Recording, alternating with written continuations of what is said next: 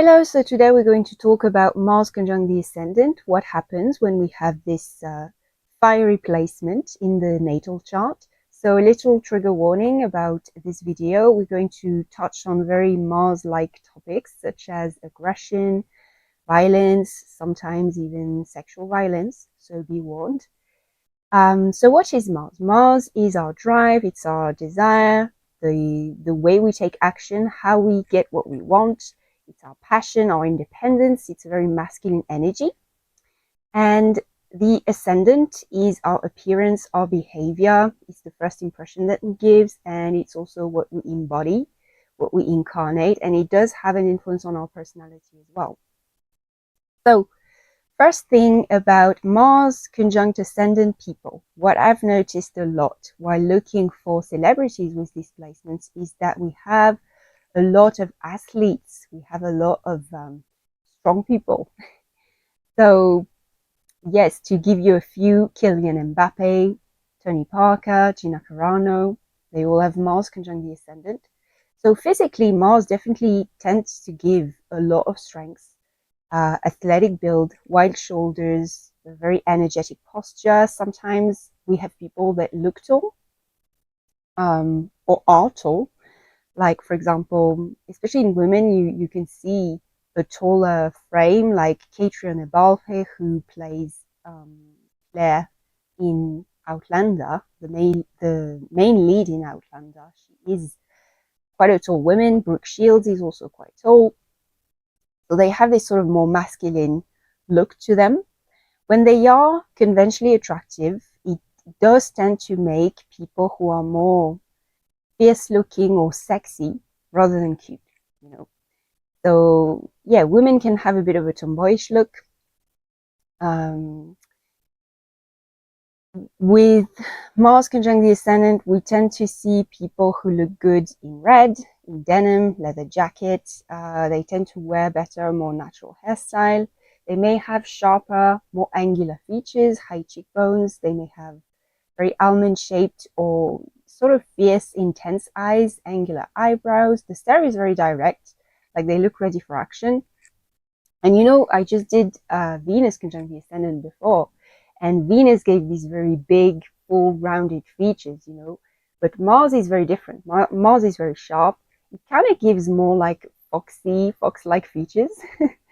And there's something hot about Mars conjunct the Ascendant. Like the way they look at you, even with their normal face, they kind of look like they're challenging you to a fight, you know.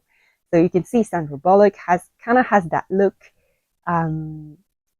Brooke Shields, Megan Fox. By the way, Megan Fox, when I saw that she had Mars conjunct the Ascendant, I was thinking that she was often compared to Angelina Jolie, and Angelina Jolie featured in my Venus conjunct the Ascendant video. So it's kind of like an opposite energy in a sense, Venus and Mars, right? But what's interesting is that Angelina Jolie, she has her ascendant in Cancer, right? With Venus conjunct to the ascendant, but it's in Cancer. So what planet do you need to look for? You need to look at the moon. And her moon is in Aries conjunct to Mars. So her moon is very strongly Mars, you know, it's in Aries, which is ruled by Mars. And it's conjunct to Mars, which is domicile in Aries. So actually, Angelina Jolie also has on her ascendant her appearance, right? Because her moon is in Aries and this is the ruler of her ascendant. Always look for rulers. Always look for rulers when you want more information about your chart. It's going to inform you a lot about how the planet operates. It's going to give you a very strong flavor. So yeah, Angelina Jolie actually has quite a strong Mars signature, even in her looks. So I think she's kind of like the perfect example of a Venus-Mars blend, you know. And Megan Fox, she is a Taurus as well. So she has Mars conjunct the Ascendant, which gives her this very sort of femme fatale, fierce kind of look to her, dangerous woman, you know, bad girl kind of woman. This is very Mars. But the conventional beauty, the femininity, this is Venus, right? And they have that in common with Angelina Jolie. And actually, I just saw the other day that Sophie Turner, who played Sansa in Game of Thrones, she's going to probably play Lara Croft, I think. She's going to be the new Lara Croft. And it's interesting because Sophie Turner has Venus and the moon conjunct her ascendant in Aries. So she kind of has that blend of Venus, Mars, because she has an Aries ascendant and a moon in Aries, and moon as well. Just like Angelina Jolie, who is Cancer ascendant. So there's this moon energy with Venus conjunct, just like Sophie Turner. So it gives this beauty, femininity, and Mars, because her ruler of the ascendant is in Aries. So it gives this sort of fighter, Lara Croft sort of energy, right? Badass woman. So it's very interesting how astrology plays a strong part in even casting. So anyway, that was a little parenthesis. So yes, other things you can see about Mars conjunct ascendant people, they can have marks on the skin as well. You can see scars, you can see a lot of freckles as well. You can see some redness at times. Red hair, reddish tint to the hair is very common. I see a lot of black hair as well. But yeah, marks on the skin, actually you can see Seal, the singer, he's very famous for having these scars, these marks on his face. And he has Mars conjunct the ascendant. Another thing that I have seen a lot with Mars conjunct the ascendant in terms of celebrities is rock musicians. I see a lot of rock musicians, which makes a lot of sense because rock music is very energetic. It's very strong, over the top. There's a bit of a violent quality to it. So yeah, we see a lot of rockers with tattoos, these kind of things. I've seen that a lot. In terms of their psychological traits, we see usually very masculine, bold, assertive energy. They can be impulsive or they can be easily irritated, but they usually will be a bit on the defensive. Mars conjunct the ascendant, depending on the sign, it's going to be more or less visible. Also, depending if Mars is in the first or in the 12th house. They can definitely hide their anger, but they will definitely feel it, and they will feel it in their body as well. So yes, there's this sort of like defensiveness to them. They don't tolerate nonsense as well. That's also something that I've seen a lot. They're very no nonsense. They're not patient, these people. They're not the type to make big speeches or kind of like like subtle hints or anything like that. If they want to tell you something, they're going to tell you, and they can be a bit direct. They may not necessarily realize how direct they are, but what's pretty cool about them is that where they stand. Usually, they're not very good at hiding what they feel, especially their anger. In childhood, I've seen they can be very hyperactive, high energy. So it's very important for them to have a physical outlet, especially as kids. If you have a kid with Mars conjunct the ascendant, give him some physical activity or her some physical activity, because it's very important for these kids to use their energy, because they have extra energy, Mars conjunct the ascendant. They can be competitive. They can be very independent. They like to lead their own life. It's kind of similar to Sun conjunct the ascendant, but it's more fierce. It's a bit more impulsive, a bit more violent. It's not necessarily going to make you violent, but it definitely gives you a bit of an edge, a bit of an aggression type of energy. Like, for example, Megan Fox, she described herself when she was in high school. She said that she was quite aggressive, and she also said that she was closer to boys during school than girls. So this is kind of like Mars. Mars is masculine energy. And yeah, so something that I've noticed as well, looking at the life of these people and also knowing people with Mars conjunct the ascendant in my own personal life. I know people with displacement quite a lot, actually. So I've noticed that there tend to be some violence in the life. It's pretty common that these people, unfortunately, have a tough life.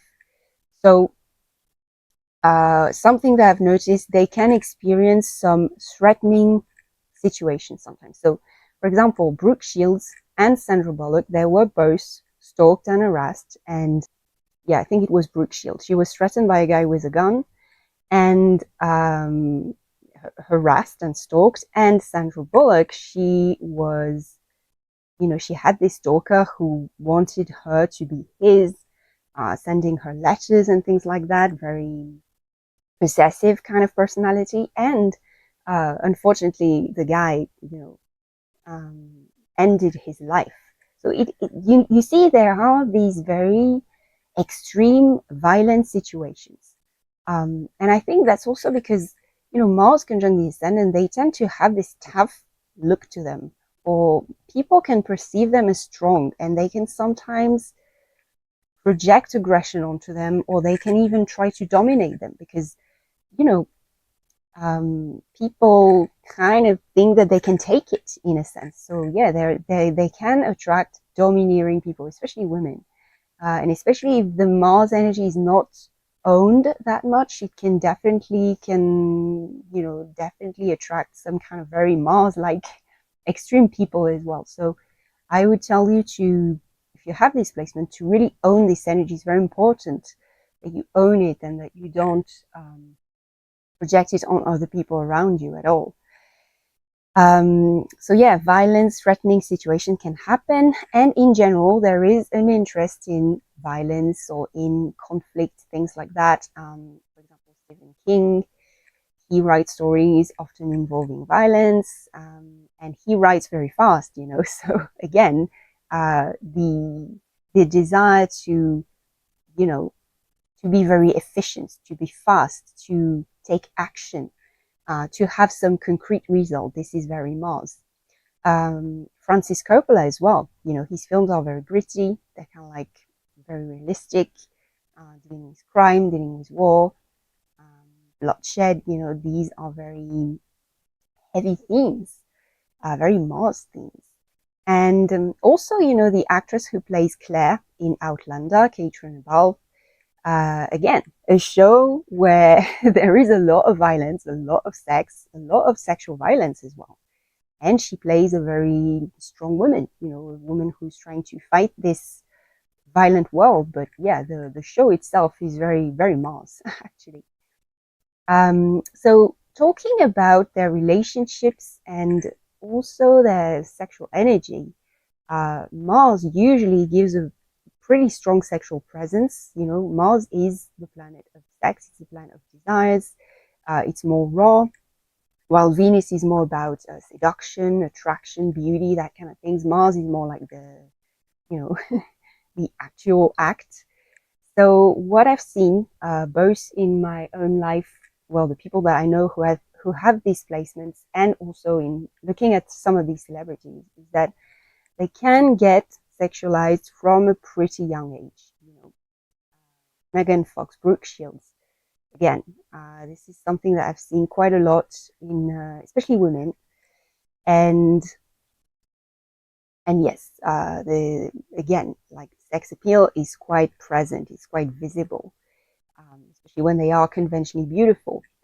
Now, what I've noticed in terms of relationships is that they can attract these very passionate, kind of domineering partners at times, and their relationships tends to be very passionate, but at the same time, they are also very independent. Mars conjunct Ascendant, so sometimes their independence and temper it can clash with intimacy. It can also cause breakups. And I've seen actually, just like Sun conjunct the Ascendant, which is interesting because it's the other masculine planet in astrology. I've seen a lot of celibate with Mars conjunct the Ascendant. People who remain celibate for a very long time in their life. And yeah, they actually they are not that promiscuous actually, which I find quite interesting because Mars is very much about desires and things like that. But yeah, they sort of, I guess because Mars is about the self and it's a very independent planet, in itself already. When it's in the first house or conjunct the Ascendant, it's even more so about the self, so it doesn't want to disperse that energy too much, I think. So maybe that's why they tend to want to keep that energy for their own creativity or, their own activities, physical activities. So yeah, what else can I tell you in terms of self-expression? Also, something about relationships that I've noticed that amongst celebrities, I see a lot of gay or queer people, LGBTQ people. And it's not so much because Mars makes you more prone to be LGBTQ. I think it's likely because of their strong identity. You know, it's harder to suppress their truth. You know, Mars is not good at hiding. Mars is not good at pretending. So yeah, these people, they tend to want to, they come out, you know, they come out as gay and they own it. And so I think this is a very strong Mars trait as well, like this very truthful energy. Um, Now, something that I've noticed as well that is also pretty interesting, I see a lot of comedians actually, not as much as Mercury, not as iconic as Mercury, but I see a lot of people in romantic comedies and even like sitcoms. And I think that Mars, it gives this sort of spontaneity and warmth as well. You know, it's very bold as well. So the humor can be very expressive.